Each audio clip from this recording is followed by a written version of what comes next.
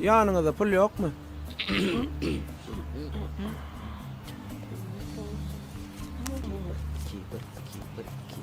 İki ken. İnsan küçük ya. Ine. Sen ne deki mi? Ine, löytüp yanınızda pul saklandı yok musun? Sen ne mesin saklasan bana yok mu? Beni saklayan. Yani ben öyde saklayan. Bana da köp doğru vurma da getir. Niye pencerede?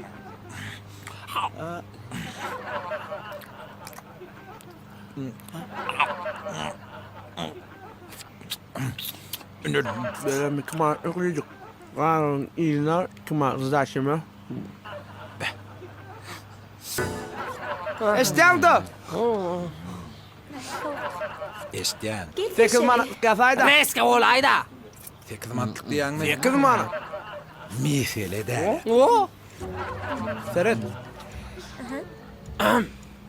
Bu akşam.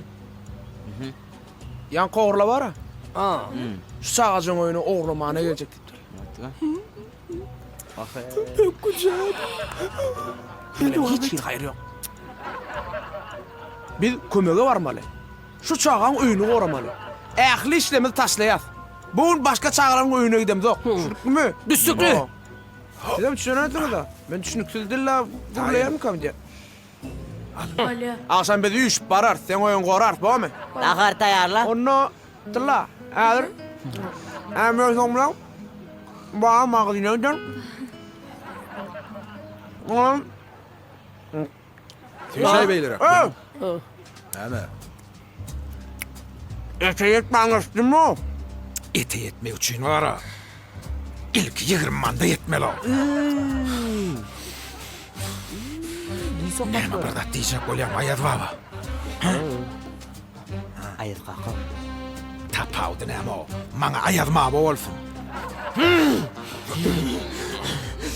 Bir daha ayak var ha. Söz tapam o. Tek tapmam baba. 20 pul tapav dönür diyecek olsun.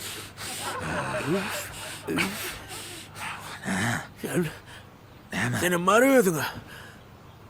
Dişin numara kovucusunu pas yapsana. Pastam yok o. Palçığa yuyan.